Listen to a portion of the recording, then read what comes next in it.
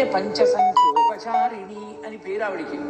పూజ అంటే 5టిని ఈశ్వరుడికి అర్పణం చేస్తాం, తప్పకుండా 5 చెయ్యాలి. ఆ 5 చేయలేదనుకోండి ఇంకా పూజ ఏమిటి, సంస్కారం ఏమిటి ఇంటికి. ఇప్పుడు కృతజ్ఞుడని గుర్తు. 5 చేస్తారు.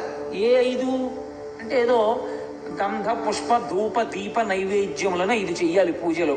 ఎందుకు అంటే దీపం ప్రజ్వాల్య, సూర్యుడు వెలుగుతున్నాడుగా, దీపం ఎందుకు అంటే అసలు ఈ కంటికి చూపునిచ్చాడు కాబట్టి కంటి వెలుగులో నువ్వు ఈ ప్రపంచాన్ని చూస్తున్నావు. అది ప్రధానమైన సుఖం. నీకు అసలు ఆ చూడడంలో ఉంది సుఖం. చూడడం లేదనుకోండి అభద్రత ఉంటుంది. ఎవరు మీ పక్కన ఉన్నారో తెలియదు, అడ్డం ఏముందో తెలియదు, మీరు ఎటు వెడుతున్నారో తెలియదు, ఎక్కడ పడతారో తెలియదు, మీ ముందు ఎవరు మిమ్మల్ని చూస్తున్నారో తెలియదు. ఎప్పుడూ అభద్రత. మీ మనసు అసలు ప్రసన్నంగా ఉండడం దేనివల్ల జరిగిందంటే కంటికి వెలుగునిచ్చి కంటితో చూడగలిగిన శక్తినిచ్చాడు.